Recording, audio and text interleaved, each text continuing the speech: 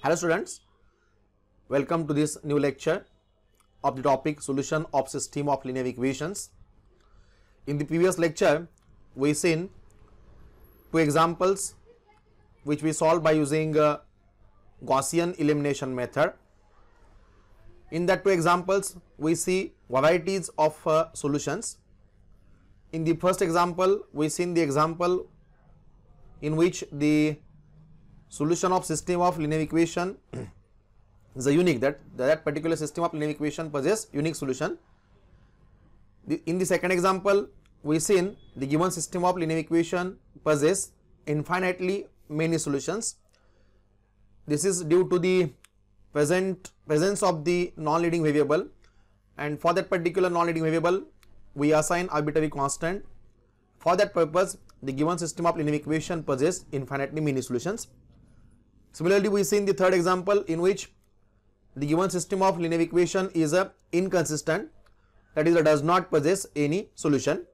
We solve that examples by using Gaussian elimination method or Gauss elimination method. Now in this lecture we are going to see another method, that is a Gauss-Jordan elimination method to solve the given system of linear equations. Okay. Now Gauss elimination method and Gauss-Jordan elimination method, these are two methods are called as a direct methods to solve the given system of linear equations. These methods are called as a direct method because we get the solution directly, that is x equal to something, y equal to something and z equal to something. Okay, that is one step we get the answer for the variables x, y, z. Okay, now in this lecture we are going to see Gauss-Jordan elimination method to solve the given system of linear equation. Gauss elimination method and Gauss-Jordan elimination method, these two methods are same. There is only one change, which is that change we seen it in the algorithm, that is algorithm to solve the given system of linear equations by using Gauss-Jordan elimination method. So let us see Gauss-Jordan elimination method. Question may be asked as write an algorithm to solve system of linear equations by using Gauss-Jordan elimination method. Okay, theoretical question याच्यावर विचारला जाऊ शकतो. जसं आपण previous lecture मध्ये पाहिलं होतं की write an algorithm to solve the given system of linear equations by using Gauss elimination method, या टाइपचा एक क्वेश्चन असू शकतो, किंवा write an algorithm to solve the given system of linear equations by using Gauss-Jordan elimination method, या टाइपचा एखादा theoretical question असू शकतो. theoretical questions definitely exam मध्ये विचारले जातातच. सिमिलरली जर आपल्याला एक्झाम्पल सोडवायचे असतील एक्झाम्पल पण विचारले जातातच. ओके, theoretical एकाची थिअरी आणि दुसऱ्याचा एक्झाम्पल असं शक्यतो विचारलेलं असतं. आता समजा आपल्याला एक्झाम्पल सोडवायचं असेल, एखादी दिलेली सिस्टम ऑफ लिनियर इक्वेशन्स दिलेली असेल आणि ती दिलेली सिस्टम ऑफ लिनियर इक्वेशन आपल्याला बाय युजिंग Gauss-Jordan elimination मेथडने सोडवायची असेल तर डेफिनेटली आपल्याला Gauss-Jordan elimination मेथडचा अल्गोरिदम काय आहे हे माहित असणं गरजेचं आहे. ठीक आहे, म्हणजे जसं आपण Gaussian elimination मेथडने सिस्टम सोडवलेली आहे, आपण काय केलं, फक्त ज्या Gaussian elimination मेथडच्या स्टेप्स आहेत त्या वन बाय वन अप्लाय करत गेलो आणि दिलेल्या सिस्टम ऑफ लिनियर इक्वेशनला आपण सोल्युशन ऑब्टेन केलेलं आहे. तसंच सेम थिंग जर एखादी सिस्टम Gauss-Jordan elimination मेथडने सोडवायची असेल तर त्याचा अल्गोरिदम माहित असणं गरजेचं आहे. ठीक आहे, म्हणजे याची थिअरी सुद्धा इम्पॉर्टंट आहे, शिवाय एक्झाम्पल सुद्धा कसं सोडवायचं याच्यासाठी आपल्याला थिअरीचा कन्सेप्ट थिअरी पूर्ण माहित असणं गरजेचं आहे. त्यासाठी आपण पहिल्यांदा थिअरी बघूयात.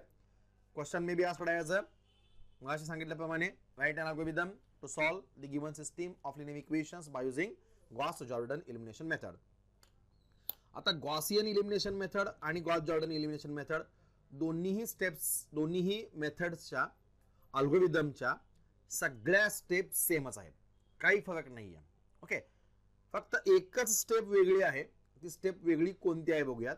नो डाऊट जेव्हा मी रो इक्विव्हॅलेंट फॉर्म आणि रिड्यूस्ड इक्विव्हॅलेंट फॉर्मची डेफिनेशन सांगितली होती, जेव्हा आपण रो इक्विव्हॅलेंट फॉर्म आणि reduced equivalent form of a मॅट्रिक्सच्या सेपरेट डेफिनेशन बघितल्या होत्या, त्याचा आपण एक सेपरेट लेक्चर तयार केलं होतं. ते लेक्चर प्लेलिस्ट मध्ये आहे, तुम्ही पुन्हा एकदा ते पाहू शकता.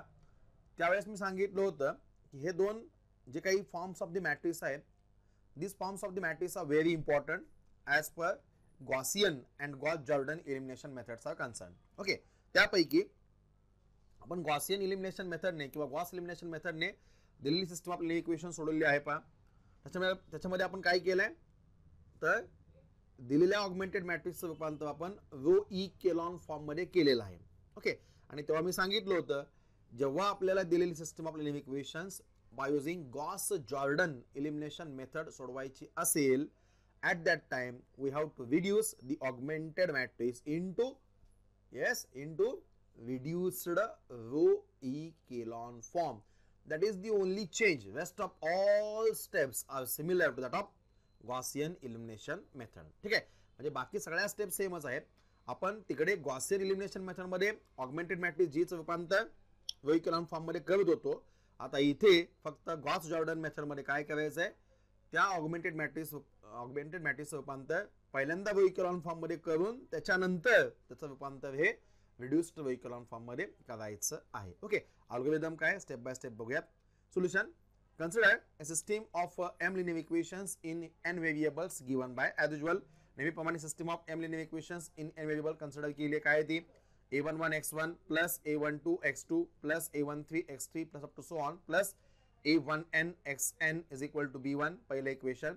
सिमिलरली दुसरं equation a21 x1 plus a22 x2 plus a23 x3 plus up to so on plus a2n xn is equal to b2. तसंच तिसरं इक्वेशन, तसंच चौथं इक्वेशन, पाचवं इक्वेशन, सहावं equation and so on. Last m नंबरचं equation which is a am1 mth row first column am1 x1 plus am2 x2 plus am3 x3 plus up to so on plus amn xn is equal to bm. okay, हे system of m linear equations in n variables आहेत. Suppose या सगळ्या सिस्टमला मिळून मी equation number 1 म्हणतो किंवा system number 1 म्हणतो.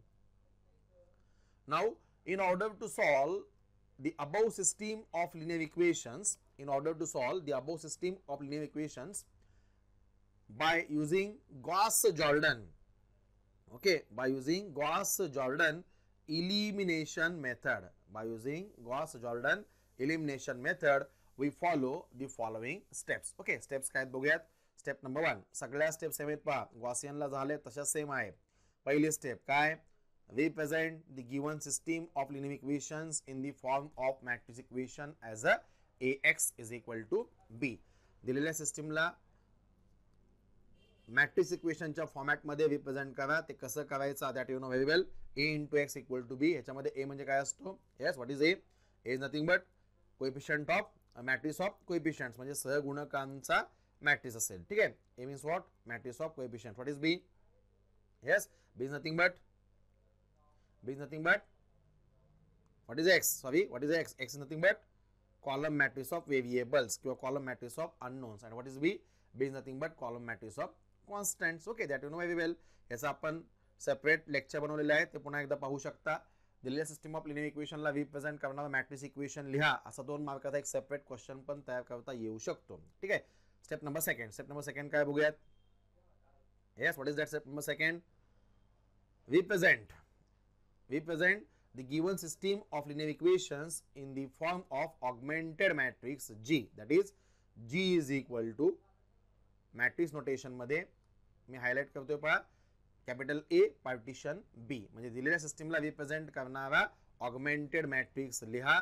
Augmented matrix symbol असेल G which is obtained by, कसं ऑब्टेन करायचा, which is obtained by attaching a column matrix B of constants to matrix A of coefficients. okay, matrix A ला एक column matrix B attach करून एकत्रितपणे एक matrix तयार करा. त्या मॅट्रिक्सला आपण ऑगमेंटेड मॅट्रिक्स असं म्हणतो. आणि तो मॅट्रिक्स कसा लिहायचा that you know very well. Okay, आपण पाठीमागच्या लेक्चरमध्ये ते पाहिलेलं आहे.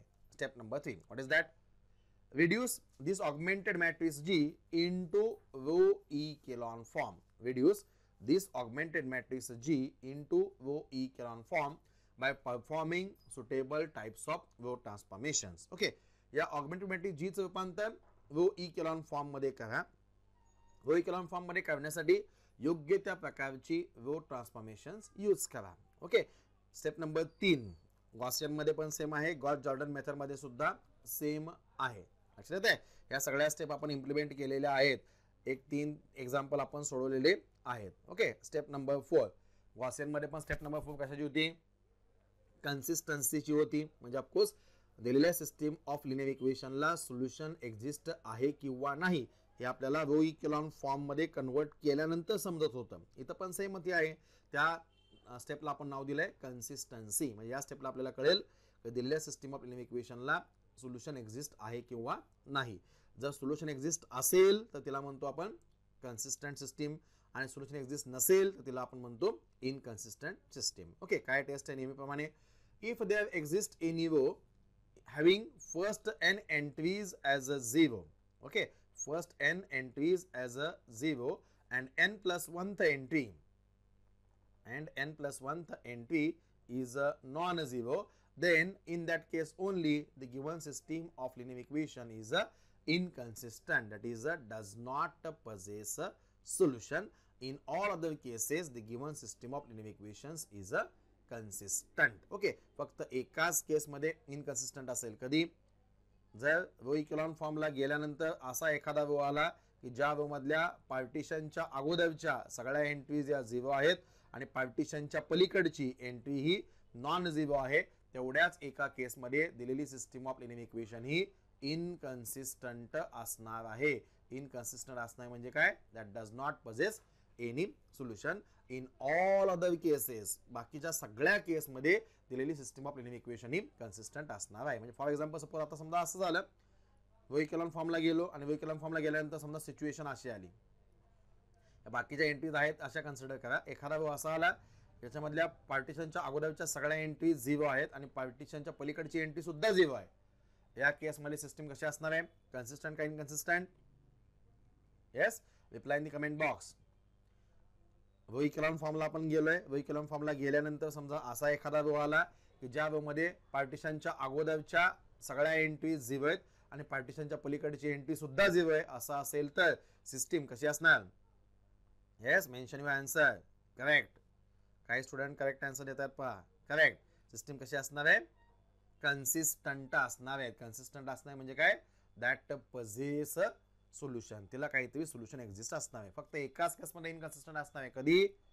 पार्टिशनच्या अगोदरच्या सगळ्या एंट्री समजा 0 असेल आणि पार्टिशनच्या पलीकडची एंट्री जर नॉन 0 असेल, तेवढ्याच एका केसमध्ये सिस्टीमला सोल्युशन एक्झिस्ट नसणार आहे. बाकी सगळ्या केसमध्ये सिस्टीमला काही ना काहीतरी सोल्युशन एक्झिस्ट असणार. ओके, इथपर्यंत सेम आहे. Algorithm is a same. Next one, step number 5. Now here is a change.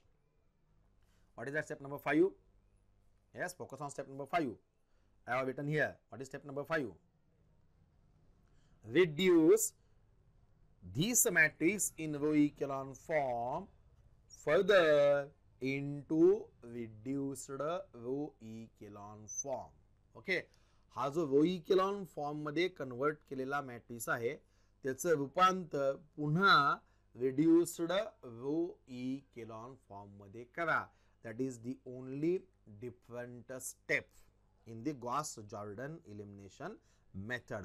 Rest of all steps are similar to that of Gauss elimination method. बाकी सगळ्या मेथड सेम आहे. फक्त ही एक नवीन step आहे, ही एक नवीन स्टेप आहे. बाकी सगळ्या ज्या काही स्टेप्स आहेत त्या सेमच आहेत. What is that step? Row echelon form मध्ये मॅट्रिक्स गेल्यानंतर आपण कन्सिस्टन्सी चेक करतोय. मेथड गॉस असू द्या किंवा मेथड गॉस-जॉर्डन असू द्या. गॉस-जॉर्डन मध्ये रो इक्वेलॉन फॉर्मचं रूपांतर लगेच रिड्यूस्ड रो इक्वेलॉन फॉर्म मध्ये करत नाही. पहा, आपण रो इक्वेलॉन फॉर्म मध्ये गेल्यानंतर पहिल्यांदा कन्सिस्टन्सी चेक करतोय आणि मग रिड्यूस्ड रो इक्वेलॉन फॉर्म मध्ये जातोय. ठीक आहे, म्हणजे मेथड गॉस असू द्या किंवा गॉस-जॉर्डन असू द्या, दोन्हीही मेथड मध्ये आपण कन्सिस्टन्सी कधी चेक करतोय? येस, रो इक्वेलॉन फॉर्मला गेल्यानंतरच कन्सिस्टन्सी चेक करतोय. ओके, रो इक्वेलॉन फॉर्मला गेल्यानंतर कन्सिस्टन्सी चेक केल्यानंतर जर मेथड गॉस असेल तर स्टेप वेगळी आहे, आणि जर मेथड गॉस-जॉर्डन असेल तर काय करतो आपण? फक्त त्या रो इक्वेलॉन फॉर्म मध्ये कन्वर्ट केलेल्या मॅट्रिक्सचं रूपांतर पुन्हा रिड्युस्ड रो इक्वेलॉन फॉर्म मध्ये करायचं आहे. Okay, reduced row echelon form म्हणजे काय? डेफिनेशन आपल्याला माहिती आहे, आपण ती पाठीमागे बघितलेली आहे. रिड्युस्ड रो इक्वेलॉन फॉर्म मध्ये रूपांतर करायचं म्हणजे काय? लास्ट नॉन झिरो पासून स्टार्ट करा. येस, ज्या ठिकाणी लीडिंग 1 आहे त्या लीडिंग 1च्या कॉलम मध्ये खालीवर सगळीकडे 0 ऍडजस्ट करा. ओके, लीडिंग वनच्या साह्याने खाली वर सगळीकडे 0 ऍडजस्ट करा. त्यापैकी लीडिंग वनच्या खाली 0 ऑलरेडी असतात. फक्त काय करायचं आहे, लीडिंग वनच्या साह्याने त्या लीडिंग वनच्या कॉलम मध्ये त्याच्या वर सगळीकडे आपण 0 आणणार आहोत.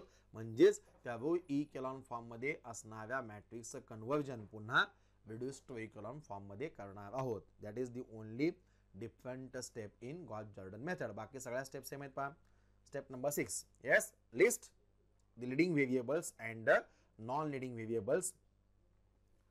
ब्रॅकेट मध्ये लिहिलं आपण ते डेफिनेशन. लीडिंग व्हेरिएबल कोणाला म्हणायचं, नॉन लीडिंग व्हेरिएबल कोणाला म्हणायचं. The variables in the column of which leading one is present is called as a leading variable, while the variable in the column of which leading one is absent is called as a non-leading variable. Gaussian आणि Gauss Jordan same आहे. Leading variables आणि non leading variables यांची एक list तयार करा. Okay, step number 7. What is that? Write equations from the matrix. जो reduced echelon form मध्ये convert केलेला मॅट्रिक्स आहे त्या मॅट्रिक्सचं रूपांतर पुन्हा सिस्टीम ऑफ लिनियर इक्वेशन्स मध्ये करा. हे आपण तिकडे पण करतोय, हे आपण इकडे पण करतोय. स्टेप नंबर 8 काय आहे? ती जी काही दिलेली सिस्टीम ऑफ लिनियर इक्वेशन्स आहे, rewrite the system in terms of leading variables. आता जी काही आपण स्टेप नंबर 7 मध्ये सिस्टीम ऑफ इक्वेशन्स लिहिलेली आहे तिचं पुन्हा रिरायटिंग करायचं आहे. We have to rewrite that particular system in terms of the leading variables.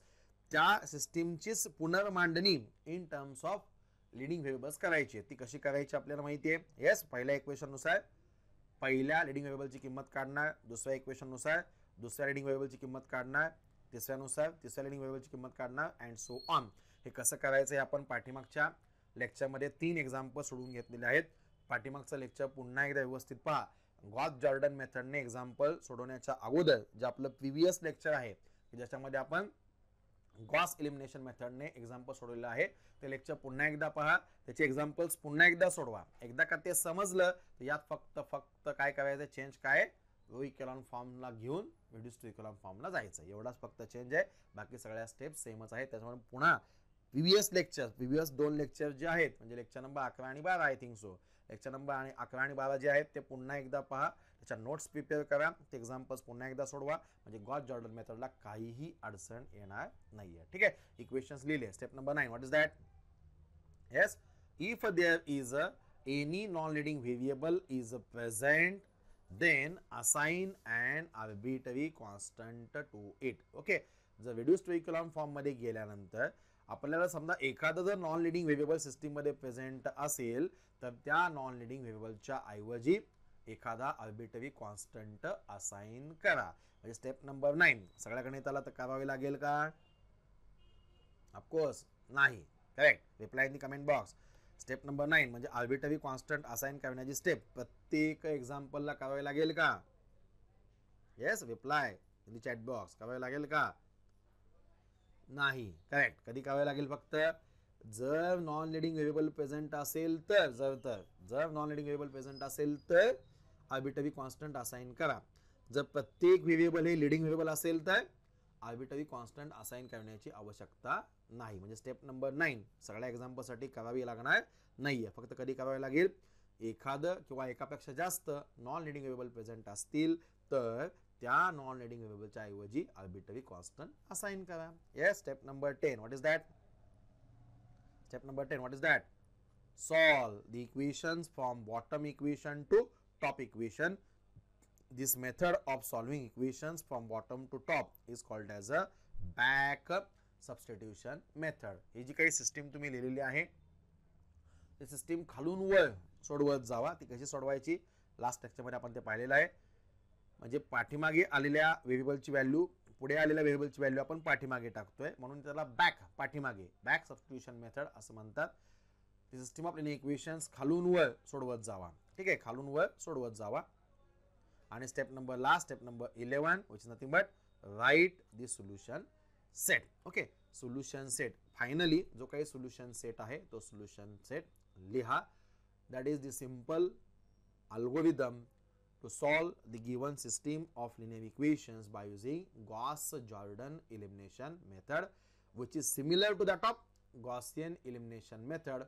Only one step is different, which is that yes, convert the matrix in row echelon form further into reduced row echelon form. आता याच्यामध्ये म्हणजे समजतंय का, लक्षात येतंय का? Very simple. आता याच्यामध्ये बरेचसे स्टुडंट्स मिस्टेक करतात, चूक करतात. काय करतात? गॉसियन इलिमिनेशन मेथडमध्ये रो इकॉलॉन फॉर्ममध्ये कन्वर्ट करा आणि गॉस जॉर्डन इलिमिनेशन मेथडमध्ये रिड्यूस्ड रो इकॉलॉन फॉर्ममध्ये कन्वर्ट करा. हे फक्त स्ट्राईक झालेलं असतं. त्यामुळे स्टुडंट्स काय करतात? स्टेप नंबर 3 ला डायरेक्ट म्हणतात reduce the augmented matrix into reduced row echelon form. Okay, which is totally wrong. Totally wrong आहे. अल्गोरिदम काय? पहिल्यांदा रो इकॉलॉन फॉर्मला जावा, नंतर कन्सिस्टन्सी चेक करा आणि त्याच्यानंतर रिड्यूस्ड रो इकॉलॉन फॉर्मला जावा. लक्षात येते? या अल्गोरिदमच्या स्टेप्स व्यवस्थित लक्षात ठेवा. अल्गोरिदम थेरॉटिकल क्वेश्चन पण विचारता येतो 5 मार्क किंवा 7 मार्काला. शिवाय याच्यावर एक्झाम्पल्स पण असतात. एक्झाम्पल सोडवण्यासाठी अल्गोरिदम किंवा प्रोसिजर आपल्याला माहीत असणं गरजेचं आहे. Get in this? ओके, लक्षात येते? Now let us see example of the solution of system of linear equation by using Gauss Jordan elimination method. एक एक्झाम्पल आपण घेऊयात आणि त्या एक्झाम्पलमध्ये दिलेल्या सिस्टम ऑफ लिनियर इक्वेशनला गॉस जॉर्डन इलिमिनेशन मेथडने सोल्युशन देण्याचा प्रयत्न करूयात. Okay, let us see example. Example solve the following system of linear equations by using Gauss-Jordan elimination method. System दिले x plus y plus 2z is equal to 8, minus x minus 2y plus 3z is equal to 1, and third equation is given like this 3x minus 7y plus 4z is equal to 10. Okay, solution सोडूयात. Yes, solution. In order to solve the given system of linear equation by using Gauss-Jordan elimination method, algorithm काय आहे आपल्याला माहिती आहे. आता आपण तो algorithm study केलेला आहे. त्या अल्गोरिदमचा उपयोग करूयात. ओके, स्टेप नंबर फर्स्ट काय? दिलेल्या सिस्टम ऑफ लिनियर इक्वेशनचं रिप्रेझेंटेशन मॅट्रिक्स इक्वेशन मध्ये करा as A X equal to B. ती स्टेप आपण स्किप करूयात. स्टेप नंबर सेकंड काय? डायरेक्ट सिस्टम ऑफ लिनियर इक्वेशनला रिप्रेझेंट करणारा ऑगमेंटेड मॅट्रिक्स आपण लिहूयात. ओके, वी कॅन रिप्रेझेंट किंवा वी कॅन रिप्रेझेंट, हे सगळं वर्डिंग व्यवस्थित लिहा. We can represent the given system of linear equations. हे सगळं वर्डिंग एक्झाम्पलने पण लिहिणं गरजेचं आहे. the given system of linear equations in the form of matrix equations किंवा in the form of direct आपण augmented matrix लिहूयात. in the form of augmented matrix. in the form of augmented matrix as follows. Yes, augmented matrix symbol capital G, that is equal to कसा मिळवणार? Coefficient matrix A ला matrix of constant B attach करून. Okay, therefore लिहूयात. therefore G is equal to, write down the augmented matrix representing the given system. तो कसा लिहायचा ह्याचा आपण सेपरेट व्हिडिओ लेक्चर बनवलेला आहे. you can watch that lecture. Okay, which is available in the playlist. Proceed. पहिल्या वेळेला पहिले इक्वेशन, त्या इक्वेशन मधल्या व्हेरिएबलचे कोएफिशिएंट्स क्रमानं एखाद व्हेरिएबल अब्सेंट असेल तर कोएफिशिएंट न विसरता 0. First row corresponds to first equation. Write down the coefficients of the variables in order. If there is any variable absent, then put up the coefficient equal to 0. Proceed. पहिल्या वेळेला पहिले equation त्यांच्यामध्ये असणाऱ्या व्हेरिएबलचे coefficients क्रमानं. x चा coefficient 1, that for y 1, that for z 2. Partition टाका. आवेचसला असणारा कॉन्स्टंट विच इज 8. सेकंड रोला सेकंड इक्वेशन त्यांच्यामध्ये असणाऱ्या व्हेरिएबल्सचे कोएफिशिएंट्स क्रमानं -1, y चा coefficient -2, that for z coefficient is 3. The constant which is present on RHS is 1. Similarly third रोला थर्ड इक्वेशन त्यांच्यामध्ये असणाऱ्या व्हेरिएबल्सचे कोएफिशिएंट्स क्रमानं x चा coefficient 3, that for y is -7, that for z is 4, and the constant which is nothing but equal to 10 असेल. This is the matrix having order 3/4. Okay, step number second केली, augmented matrix दिला. आता step number third काय? Yes, reduce this particular augmented matrix into row echelon form by using suitable row transformations. ठीक है, let us reduce it. Let us reduce the above matrix into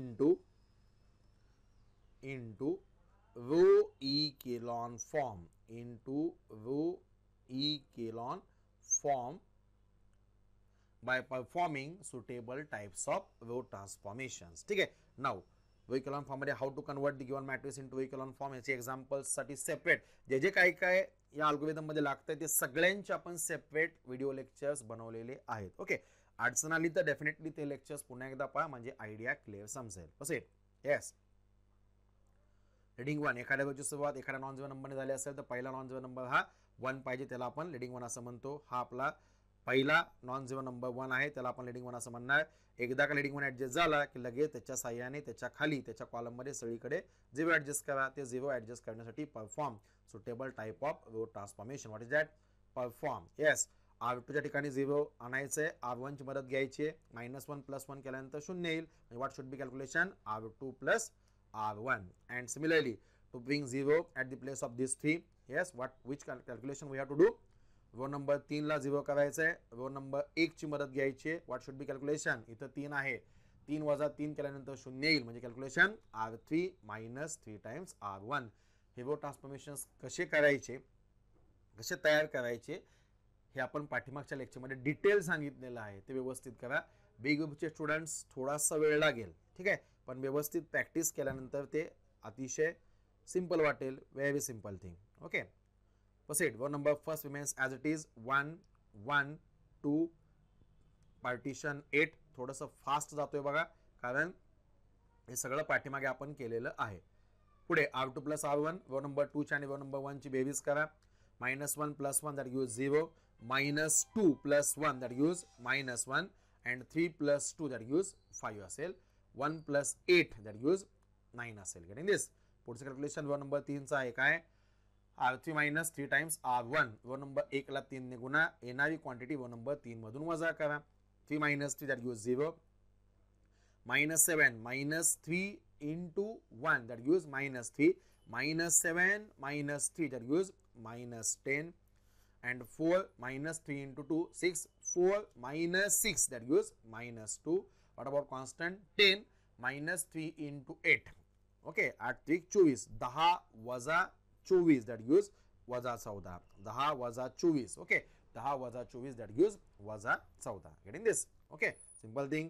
बी ग्रुपचे student लक्षात येते का? थोडासा वेळ लागेल तुम्हाला. तुम्ही कसे कॅल्क्युलेशन करायचे मी त्या लेक्चरमध्ये डिटेल सांगितलेलं आहे. ते लेक्चर्स पुन्हा एकदा पहा आणि प्रॅक्टिस करा.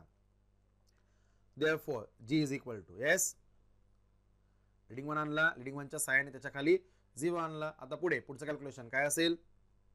येस, ज्या रो मध्ये लीडिंग 1 ऍडजस्ट केला त्या रोचा पुढच्या कॅल्क्युलेशन साठी विचार करू नका. म्हणजे cover that particular row. Dotted लाईनने सेपरेट केला तरी चालेल, नाही केला सेपरेट तरी सुद्धा चालू शकतो. प्रोसीड. आता पुढे काय? पुढचं लीडिंग 1 कुठे? याच्या खाली आणि याच्या उजव्या बाजूला. म्हणजे या -1 च्या ठिकाणी मला लीडिंग 1 आणावं लागेल. -1 चं रूपांतर +1 मध्ये करण्यासाठी we have to multiply that particular row by -1. Okay, therefore perform. पुढे लिहितो पहा कॅल्क्युलेशन, तुम्ही एका खाली एक लिहा. Perform -1 into R2. Row number 2 च्या प्रत्येक एंट्रीला -1 ने गुणा.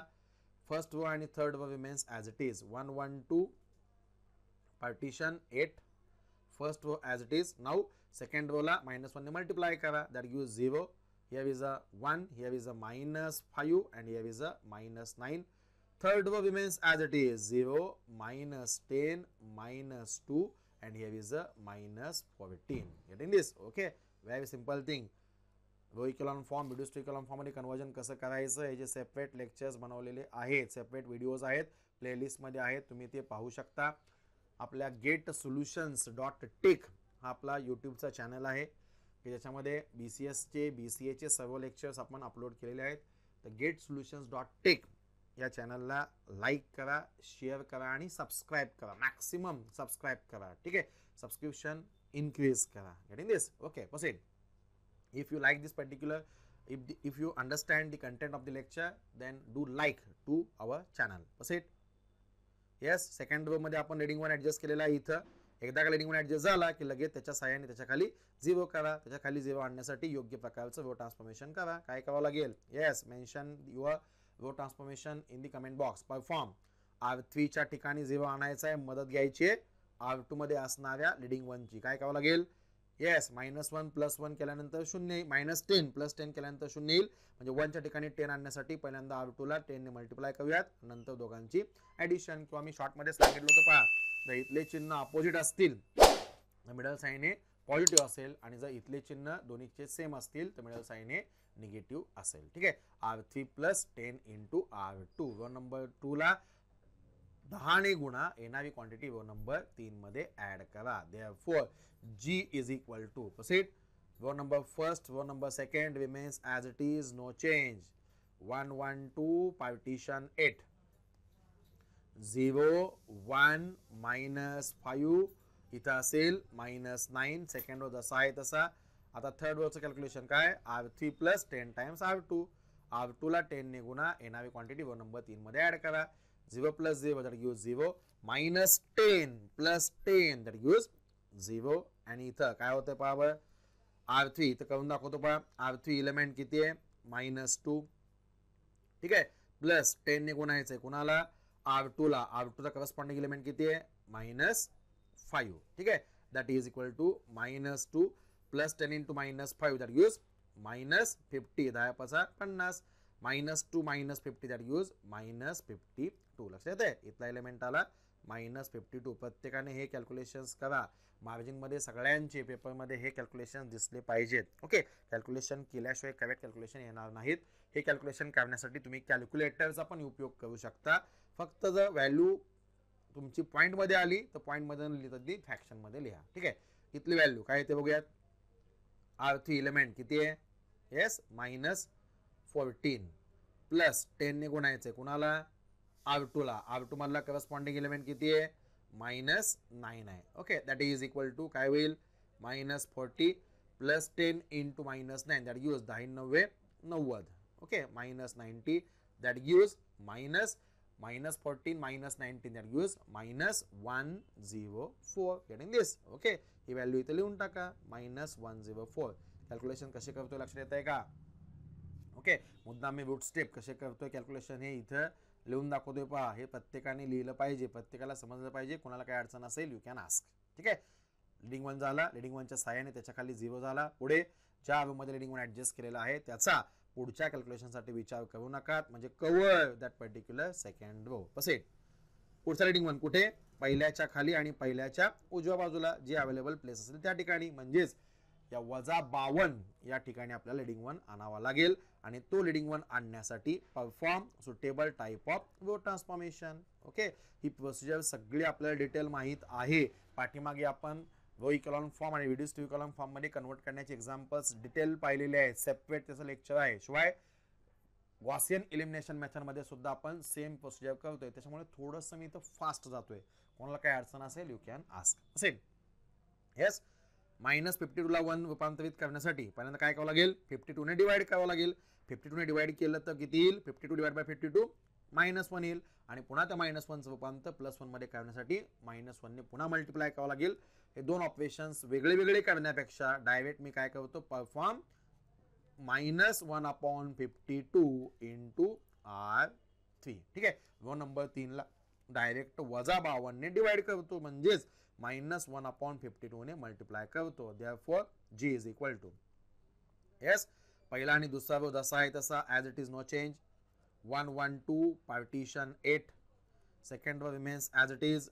0 1 -5 इथं असेल -9. थर्ड रो प्रत्येक एंट्रीला -52 ने भागा. That gives 0 0 -52 / -52 that gives 1 and -104 divided by -52 that gives minus become plus. 52 दोने 104 that gives 2 here. Getting this? Okay. लक्षात येते का? Yes, very simple thing. लक्षात येते का? All of you getting this? Proceed. पुढे लीडिंग 1 झाला. लीडिंग 1च्या साह्याने त्याच्या खाली 0 आणला. लीडिंग 1 ऍडजस्ट केला सेकंड रो मध्ये. त्याच्या साह्याने त्याच्या खाली 0 आणला. पुढचा लीडिंग 1 खालच्या रोला आणि त्याच्या उजव्या बाजूला आपण ऍडजस्ट केलेला आहे. खाली सगळे रो संपले. म्हणजे हा जो आहे तोच आपला रो इकेलॉन फॉर्म आहे. Getting this? This is row echelon form. लक्षात येते का? रो इकेलॉन फॉर्मची डेफिनेशन रिकॉल करा. This is row echelon form. म्हणजे आता आपण स्टेप नंबर 3 पर्यंत आलेलो आहोत. This is row echelon form. ठीक आहे.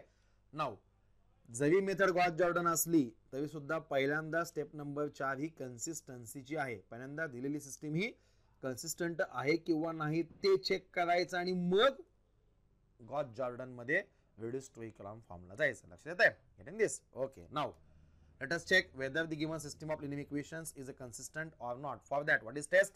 If there exists a row in which first n entries are 0 and n plus 1 the entry is non-zero, in that case only given system of linear equation is a inconsistent, that is does not possess any solution. Either yes, what is system?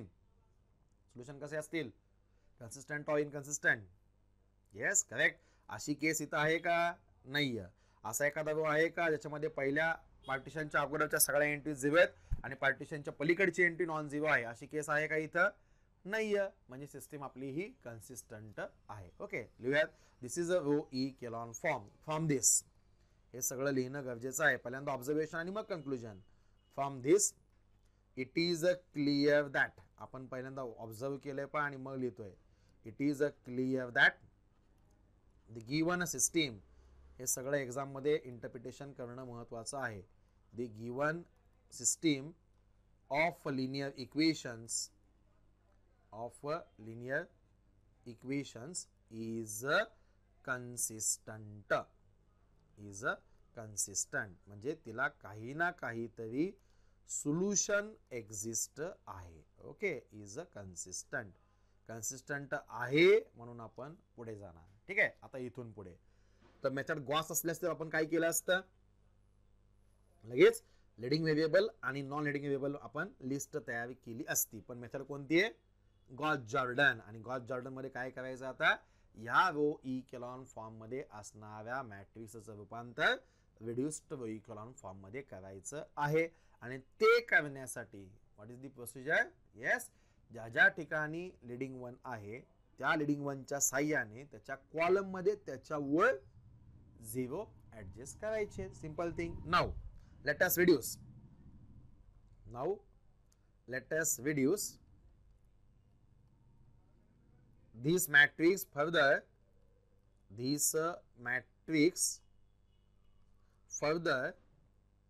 लक्षात येतंय का?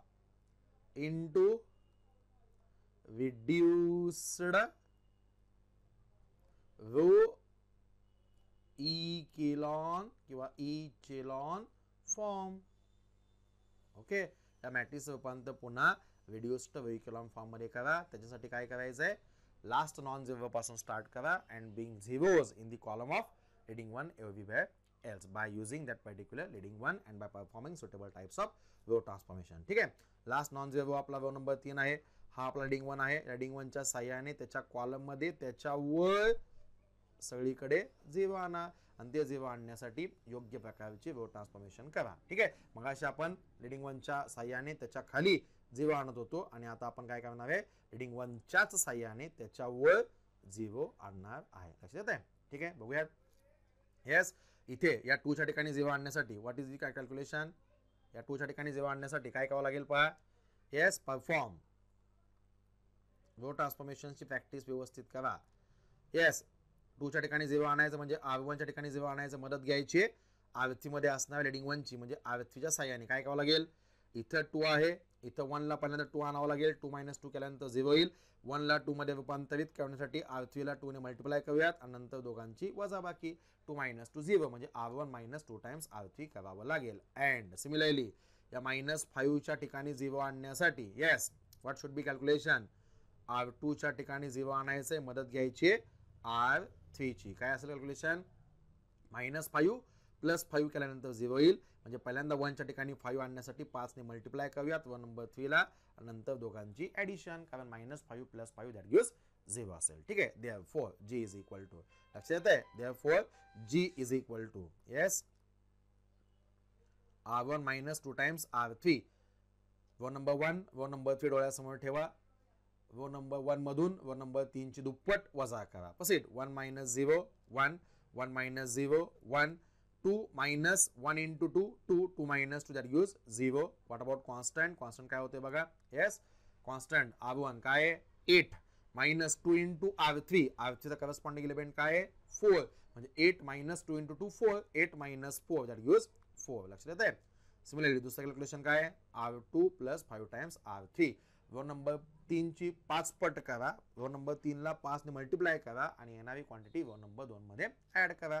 विभव number 2 आणि विभव number 3 डोळ्यासमोर ठेवा. Yes, 0 plus 5 into 0 0, 0 plus 0 that gives 0, 1 plus 0 that gives 1, minus 5 plus 1 into 5, 5 minus 5 plus 5 that gives 0, and constant काय होते बघा, R2 element minus 9. वर कॅल्क्युलेशन करून दाखवते पहा आम्ही. -9 प्लस 5 ने मल्टिप्लाय करा कुणाला, R3 चा. R3 ला करस्पॉन्डिंग एलिमेंट किती आहे, 2, दॅट गिव्स -9 प्लस 5 into 2 10 म्हणजे 10 वजा 9 दॅट गिव्स 1. लक्षात येत आहे. थर्ड वर remains as it is, that is a 0 0 1 आणि 2. ओके, याच प्रोसिजरने गेल्यामुळे काय होतं, तर अगोदर जे आपण लीडिंग 1 आणि 0 ऍडजस्ट केलेले आहेत ते लीडिंग 1 आणि 0 डिस्टर्ब होत नाहीये. ठीक आहे, लीडिंग 1 झाला, लीडिंग 1 च्या साह्याने त्याच्यावर कॉलम मध्ये सगळीकडे 0 आणले. आता पुन्हा लेफ्ट साइडला या, पुढचा लीडिंग 1 शोधा, त्या लीडिंग 1 च्या साह्याने त्याच्या कॉलम मध्ये त्याच्यावर सगळीकडे 0 आणा आणि ते 0 आणण्यासाठी perform suitable type of row transformation. काय करावं लागेल, perform. Yes, what should be calculation, perform. yes, in particular big group students. लक्षात येतंय का, फक्त पहिल्यांदा तुम्हाला सोडवताना थोडासा वेळ जास्त लागेल, जसे तुम्ही प्रॅक्टिस कराल तसं हे फटाफट फास्ट जमसेल. ठीक आहे. येस, पुढे जेव्हा आणायचं आहे 1 च्या ठिकाणी म्हणजे R1 च्या ठिकाणी जेव्हा आणायचं आहे, कुणाच्या साह्याने, R2 मध्ये असणाऱ्या लीडिंग 1 च्या साह्याने जेव्हा आणायचं आहे, काय करावं लागेल, या दोघांची सिंपल वजाबाकी. करेक्ट, म्हणजे perform calculation R1 minus R2. देअरफॉर G is equal to row number 1 मधून रो नंबर 2 मधल्या करस्पॉन्डिंग एंट्री वजा करा. Yes, 1 minus 0 that gives 1, 1 minus 1 that gives 0, 0 minus 0 that gives 0, partition. yes, 4 R1 element आहे 4 minus R2 corresponding element आहे 1, 4 minus 1 that gives 3 असेल. Second row as it is 0 1 0 1, third row as it is 0 0 1 2. Okay, reading 1 झाला, त्याच्या साह्याने त्याच्या column मध्ये already पहिल्यांदा 0 आणले होते. लेफ्ट साइडला आलो, पुढचा रीडिंग 1 शोधला, त्याच्या साह्याने त्याच्यावर 0 आणले. पुन्हा लेफ्ट साइडला आलो, पुढचा रीडिंग 1 शोधला, रीडिंग 1 च्या साह्याने त्याच्या कॉलम मध्ये ऑलरेडी पहिल्यापासून 0 आलेले आहेत. ओके, रीडिंग 1 च्या कॉलम मध्ये वर खाली सगळीकडे 0 म्हणजे हा कोणता फॉर्म आहे. Yes, which is this form. correct, reduced row echelon form. this is a reduced. लक्षात येते का चेंज काय आहे, this is reduced row echelon किंवा echelon form. ठीक आहे, हा reduced row echelon form आहे. लक्षात येते. म्हणजे step number 4 consistency, step number 5 row echelon फॉर्मचं रूपांतर रिड्यूस्ड रो इक्वेलॉन फॉर्म मध्ये केलेलं आहे. आता स्टेप नंबर 6 काय, येस, लीडिंग व्हेरिएबल्स आणि नॉन लीडिंग व्हेरिएबल्स यांची लिस्ट तयार करा. त्यासाठी लीडिंग व्हेरिएबल कोणाला म्हणायचं, ज्या व्हेरिएबलच्या कॉलम मध्ये लीडिंग 1 प्रेझेंट आहे त्यांना म्हणायचं लीडिंग व्हेरिएबल, आणि ज्यांच्यामध्ये तो ॲब्सेंट आहे त्यांना म्हणायचं नॉन लीडिंग व्हेरिएबल. ओके, पहिल्या कॉलम मध्ये आपण सगळे पहिल्या व्हेरिएबलचे कोएफिशिएंट असतात म्हणजे x चे. दूसरा column corresponds to second variable which is a y, and third column corresponds to third variable which is a z. आणि पार्टिशनच्या पलीकडे काय असतात, सगळे कॉन्स्टंट असतात. येस, लीडिंग व्हेरिएबल कोणते, लीडिंग व्हेरिएबल्स आर, ज्या व्हेरिएबलच्या कॉलम मध्ये लीडिंग 1 प्रेझेंट आहेत त्यांना आपण लीडिंग व्हेरिएबल्स असं म्हणत असतो. लीडिंग व्हेरिएबल्स आर, येस, कोण कोण, x च्या कॉलम मध्ये, y च्या कॉलम मध्ये आणि z च्या कॉलम मध्ये, तिन्ही व्हेरिएबलच्या कॉलम मध्ये लीडिंग 1 प्रेझेंट आहे म्हणजे तिन्ही व्हेरिएबल्स आपले लीडिंग व्हेरिएबल्स असणार. Leading variables are x, y and z. Non leading variable absent आहे. जेव्हा सिस्टीम मधलं प्रत्येक व्हेरिएबल हे लीडिंग व्हेरिएबल असतं, म्हणजे जेव्हा सिस्टीम मध्ये नॉन लीडिंग व्हेरिएबल ॲब्सेंट असतं तेव्हा त्या सिस्टीमला किती सोल्युशन्स असतात, युनिक, एक आणि एकच. आणि जेव्हा एखाद्या सिस्टीम ऑफ लिनियर इक्वेशन मध्ये एखादं व्हेरिएबल हे नॉन लीडिंग व्हेरिएबल असतं तेव्हा आपण त्या नॉन लीडिंग व्हेरिएबलच्या ऐवजी आर्बिट्ररी कॉन्स्टंट असाइन करत असतो, आणि तो आर्बिट्ररी कॉन्स्टंट असाइन केल्यामुळे दिलेल्या सिस्टीम ऑफ लिनियर इक्वेशन्सला इन्फायनाइटली मेनी सोल्युशन्स पजेस असतात. हे आपल्याला माहिती आहे, पाठीमागे आपण बघितलेलं आहे. ठीक आहे, प्रत्येक व्हेरिएबल हे लीडिंग व्हेरिएबल आहे म्हणजे डेफिनेटली दिलेल्या सिस्टीमला युनिक सोल्युशन असणार आहे. लीडिंग व्हेरिएबल्स आहे x y z. ओके, पुढे स्टेप नंबर नेक्स्ट काय होतं, येस, दिलेल्या matrix reduced to echelon form matrix वरून पुन्हा त्याचं रूपांतर रिड्यूस्ड टू इक्वेलॉन त्याचं रूपांतर सिस्टम ऑफ लिनियर इक्वेशन मध्ये करा. म्हणजेच काय, प्रत्येक रो वरून एक एक इक्वेशन रिप्रेझेंट करा. करूयात. R1 इम्प्लाइज 1 नंबर फर्स्ट नुसार पहिले इक्वेशन रिप्रेझेंट करतो. कसं असेल, 1 इंटू एक्स म्हणजेच एक्स असेल प्लस 0y प्लस 0z म्हणजे y आणि z अबसेंट असेल इज इक्वल टू पार्टिशनच्या पलीकडचा असतो तो कॉन्स्टंट 3. ठीक आहे. Similarly, from row number second, we can write down the second equation as yes. row number second नुसार second equation पहिल्या रो मध्ये सेकंड रो मध्ये पहिल्या कॉलम मध्ये 0 आहे म्हणजे 0 into x 0 plus 1 into Y म्हणजेच y असेल. ओके, प्लस 1 इंटू वाय म्हणजेच y असेल. That is a y. Yes, 1 into Y म्हणजेच y असेल इज इक्वल टू z पण अबसेंट आहे y इज इक्वल टू 1 असेल. ठीक आहे, y is equal to 1.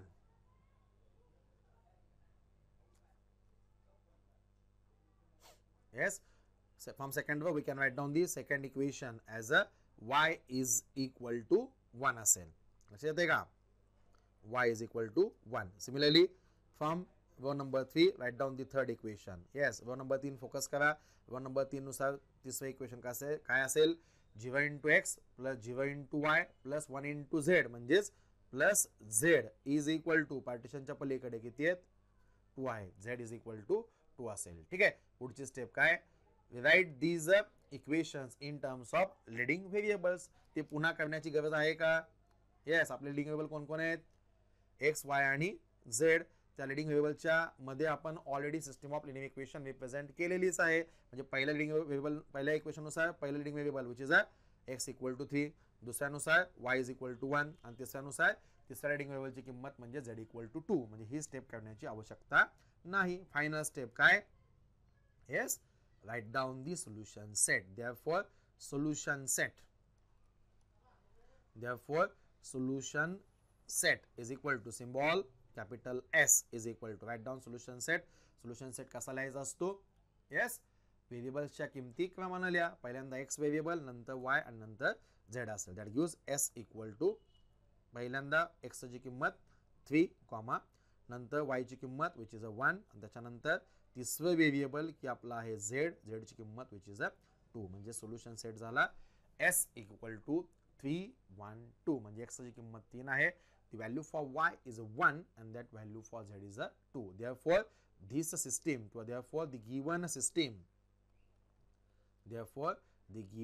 system possess किंवा have, possess म्हणा have म्हणा दोन्हीचा अर्थ सेमच आहे. युनिक सोल्युशन, युनिक एक आणि एकच, युनिक सोल्युशन. ओके, म्हणजे दिलेल्या सिस्टम ऑफ लिनियर इक्वेशनला एकच युनिक सोल्युशन आहे. ते काय आहे, x equal to 3, y equal to 1 and z equal to 2. Okay, now आपण काढलेलं सोल्युशन करेक्ट आहे का नाही क्रॉस चेक करू शकता. त्यासाठी काय करायचं, येस, हे जर दिलेल्या सिस्टम ऑफ लिनियर इक्वेशनचं सोल्युशन कधी होईल, जेव्हा दिलेली सिस्टम ऑफ लिनियर इक्वेशन ही या सोल्युशन सेटने सॅटिस्फाय होईल त्यावेळेस होईल. म्हणजे काय करावं लागेल, ॲज अ होमवर्क नंतर बघा काय करावं लागेल, x equal to 3, y equal to 1 आणि z इक्वल टू 2 दिलेल्या सिस्टम ऑफ लिनियर इक्वेशन मध्ये पुटअप करा. जर दिलेली system of linear equation satisfy झाली तर definitely our answer is correct. Okay, verify this. हे पुन्हा नंतर तुम्ही चेक करू शकता. लक्षात आहे. Thus, in this lecture, we seen the algorithm to solve the given system of linear equations by using Gauss-Jordan elimination method. Similarly, we seen one example. We solve that system of linear equations by using Gauss-Jordan elimination method. लक्षात आहे. Getting this? Okay, very simple thing. आता आपल्या gate solutions .tech या आपल्या चॅनलमध्ये आपण numerical मेथडचे सगळे लेक्चर्स अपलोड केलेले आहेत पहा. ओके, इंटरपोलेशन, त्याच्यानंतर न्यूमेरिकल इंटिग्रेशन, त्याच्यानंतर next one solution of system of linear equations की जो आपला टॉपिक चालू आहे. ते सगळे लेक्चर्स पुन्हा पुन्हा तुम्ही पाहू शकता. त्यांच्या तुम्ही नोट्स तयार करा. GetSolutions.tech या चॅनलला जर तुम्हाला कंटेंट आवडला असेल डेफिनेटली लाईक करा, शेअर करा आणि मॅक्सिमम सबस्क्रिप्शन वाढवा, मॅक्सिमम सबस्क्राईब करा. Getting this? ओके, लक्षात आहे. Let's stop here. थँक्यू.